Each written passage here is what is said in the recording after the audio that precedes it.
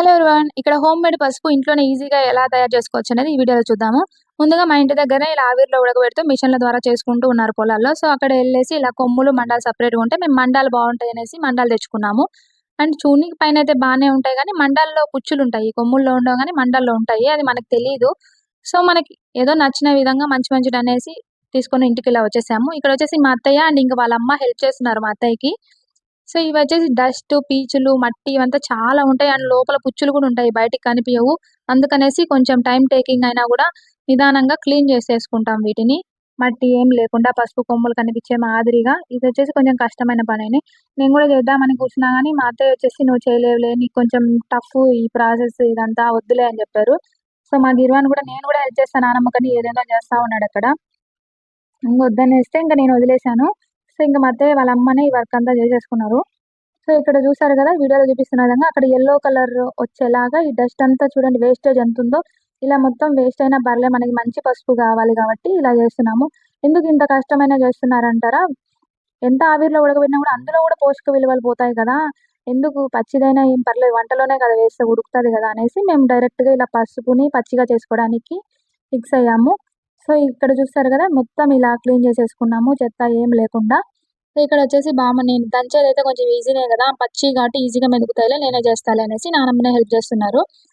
So ఇక్కడ వీడియోలో చూపిస్తున్నాయి కదా, రోకలు అందరికి తెలుసు కదా! ఇట్లా రోల్లో వేసేసి రోకలతో నీట్‌గా, మరీ ఫైన్ పౌడర్‌లాగా అవసరం లేదు గానీ, కొంచెం ఒక్కలొక్కలుగా అయినా గూడా పర్లేదు. అలా దంచేసుకోవాలి.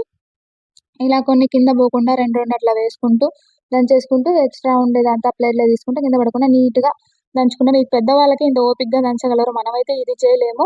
అండ్ నేను నా మ్యారేజ్ అయిన 3 ఇయర్స్ నేనెప్పుడు బయట పసుపు, కారం గాని, ఇట్లా ఏదైనా చింతపండు, రాగులు ఇలాంటివైతే బయట ఎప్పుడు కొనలేదు. అమ్మ వాళ్ళు గాని, అత్త వాళ్ళు గాని పంపిస్తారు. లేదంటే ఇట్లా రిలేటివ్స్ ద్వారా తెచ్చుకుంటాము. మాక్సిమం బయట మనకి దొరికేవి, విలేజ్‌లో దొరికేవైనా గూడా తెచ్చుకోకూడదు, బయట ప్యాకెట్స్ వాడకూడదనే ఫీలింగ్‌తో మేము అలా చేస్తున్నాము. అంటే బయటంతా కల్తీనేనా అనుకోకండి. ఎందుకో తెలీదు. ఇవి ఆర్గానిక్‌గా మనకు నేచురల్‌గా దొరికినప్పుడు ఇవి యూజ్ చేసుకోవడం మంచిదే గదా అన్న ఫీలింగ్‌లో మేమిలా చేస్తా ఉంటాము.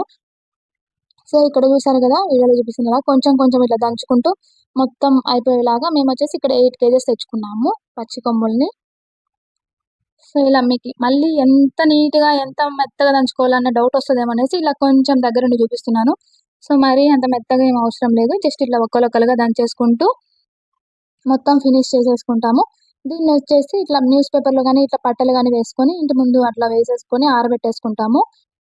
సో దీన్ని ఖచ్చితంగా ఒక 3-4 డేస్ బాగా ఎండబెట్టాలి. మంచి ఎండ వచ్చిన రోజే స్టార్ట్ చేసుకుంటే బెటర్ నన్నడిగితే. ఎందుకంటే ఫస్ట్ డే గాని ఎండకుంటే ఆ పచ్చి స్మెల్లు ఏదో మరిగిపోయిన స్మెల్లొస్తది గదా! అది ఇంక అలానే ఉండిపోద్ది. ఎందుకంటే మనకి ఇయర్ అంతా ఉండాలి పసుపనేది, ఒక రోజుది గాదు. సో మనకి బాగా ఎండ వచ్చే టైంలో ఈ ప్రాసెస్ స్టార్ట్ చేస్తే మేలు. సో ఇలా వీడియోలో చూపిస్తున్న విధంగా దంచింది దంచినట్టుగా ఇట్లా మంచం పైన ఇట్లా పట్టేసుకున్నాం మేము. సో దీని మీద ఆరబెట్టుకుంటా ఉన్నాము. సో ఇది పచ్చిది కాబట్టి ఇలా ఉంది, తడిగా ఫ్రెష్ పసుపు. సో దీన్ని ఇలా మొత్తం అంతా వచ్చేసి ఇలా కొంచెం కొంచెంగా వేసుకుంటూ దంచింది దంచినట్టు ఇలా వేసుకుంటూ, సో టోటల్‌గా మేము తెచ్చుకున్న పసుపొచ్చేసి ఇది. ఇలా వచ్చింది. దీన్ని మాత్రం బాగా 3-4 డేస్ చెప్పాను గదా ఎండబెట్టాలి. ఇట్లా బాల్కనీలో గానీ, మిద్దె పైన, టెర్రస్ పైన ఎక్కడ ఎండ ఎక్కువొస్తే అక్కడ ఎండబెట్టాలి. అట్‌లీస్ట్ 2-3 డేస్ అయినా ఎండబెట్టాలి. సో ఇదొచ్చేసి ఓవరాల్‌గా మా పసుపు. దీన్ని ఇలా ఎండనిద్దాం. అండ్ దీంతో పాటు మాకు ఊరు నుంచి కొన్ని రాగులు అండ్ ఎండుమిర్చి గూడా తెచ్చారు అత్తయ్యకి వాళ్ళ అమ్మ వాళ్ళు. సో ఇంగ అవి గూడా ఎండబెట్టేసాం. ఎందుకంటే పసుపుతో పాటు అవి గూడా రాగి పొడి, కారం పౌడరు ఇవి చేయొచ్చులే అనే ఉద్దేశంతో సో వాటిని గూడా వీటితో పాటు కింద ఎండబెట్టేసాము. హలో, ఇక్కడొచ్చేసి మామూలుగా మండాల్ని పచ్చిగానే దంచేసుకుంటాం గదా పసుపు. కానీ ఈ కొమ్ములు మాత్రం అలా గాదు. డెఫినెట్‌గా వాటర్‌లో గానీ, అట్లా ఆవిరితో గానీ ఉడకబెట్టిన తర్వాతే వాటిని పసుపుగా ప్రిపేర్ చేసుకుంటాం. ఎందుకంటే ఇవి డైరెక్ట్‌గా పచ్చిగా చేసేసుకుంటే అంత నీట్‌గా ఉండదంట. సో వీటిని ఇట్లా వాటర్‌లో వేసేసి క్లాత్ పెట్టేసాము, ఆవిరి పోకుండా స్టవ్ మీద పెట్టేసాము. ఒక 10-15 మినిట్స్ తర్వాత ఇలా ఉడికేసాయి. ఉడికేసిన తర్వాత ఇవి ఎలా తెలుస్తాయి మనకి ఉడికాయా లేదా అంటే, జస్ట్ ఒక కొమ్ముని అట్లా తీసుకొని అట్లా సింపుల్‌గా అట్లా ఇంచేస్తే ఊరికే ఇనిగిపోతది. లేదంటే గట్టిగా ఉంటే ఉడకనట్లు. సో ఇలా తెలుసుకోవచ్చు. సో వీటిని గూడా కొంచెం చల్లారిన తర్వాత మళ్ళీ రోట్లో వేసుకొని సేమ్ మండల్ని ఎలాగైతే దంచుతామో అలానే వీటిని గూడా దంచేస్తాము. సో ఒక్కలుగా మెత్తగా ఏమి అవసరం లేదు. ఇవి తొక్కతో సహా ఉంటాయి కాబట్టి కొంచెం అట్లా పెద్ద పెద్దగా కనిపిస్తున్నాయి. సో ఈ విధంగా కొమ్ములను గూడా ఎలా పసుపుగా ప్రిపేర్ చేసుకోవాలో వేసుకుంటున్నాం కదా. సో మొత్తం దాన్ని చేసుకొని అన్నీ అయిపోయిన తర్వాత బయట పట్టెల పైన కానీ పేపర్ పైన కానీ వేసుకొని బాల్కనీలో లేదంటే టెర్రస్ పైన ఎక్కడ ఎక్కువ ఎండ వస్తే అక్కడ సేమ్ ప్రాసెస్ ఒక 3-4 డేస్ బాగా ఎండబెట్టేసి సేమ్ పసుపుని పౌడర్ లాగా చేసేసుకుంటాము. సో చూసారు కదా ఇక్కడ ఇలా బయట వేసేస్తున్నాము. చాలా తడిగా ఉంది కదా. ఆయన ఈవినింగ్కి ఒక 2 డేస్కి బాగానే ఎండిపోతుంది. సో ఈ విధంగా ఇంట్లోనే అట్లా మండలను కానీ ఇట్లా కొమ్ములు కానీ ఎలా ఈజీగా పసుపు ప్రిపేర్ చేసుకోవచ్చు అనేది ఈ వీడియోలో తెలుసుకుందాం. చూసారు కదా ఇంకా పసుపు ఎండిన తర్వాత ఇలా ఉంది. ఒక 3-4 డేస్ తర్వాత ఇలా ఉంది.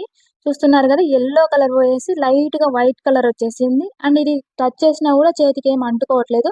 అంత ఇదిగా బాగా డ్రై అయిపోయింది, ఎక్కువ ఎండిపోయింది. సో ఫైనల్ గా ఎండిన పసుపు ఇలా ఉంది. సగం క్వాంటిటీ వస్తుంది అనమాట మనం వేసిన దానికి. సో బాక్స్ కి ఎత్తితే ఇలా వచ్చింది, ఈ కలర్ చేంజ్ అయింది. దీన్ని కొంచెం ఇంట్లోనే మిక్సీ పట్టి చూసాము. మిక్సీ పడితే లైట్ గా బియ్యం పిండి లాగా అంటే పరగా వచ్చింది. వాడుకోవచ్చు పర్లేదు, కానీ మా అత్తయ్య నచ్చదు ఎందుకు అలా మెత్తగా కావాలనేసి ఇలా పిండి మిల్లి దగ్గరికి వెళ్ళి ఫైనల్ గా మా హోమ్ మేడ్ పసుపు ఇలా ఉంది. సో మీరు డెఫినెట్ గా ట్రై చేయండి. ఎలా వచ్చింది అనేసి, మా వీడియో ఎలా ఉంది అనేసి కామెంట్స్ చేయండి. మీకు నచ్చితే లైక్ చేయండి. Thank you for watching.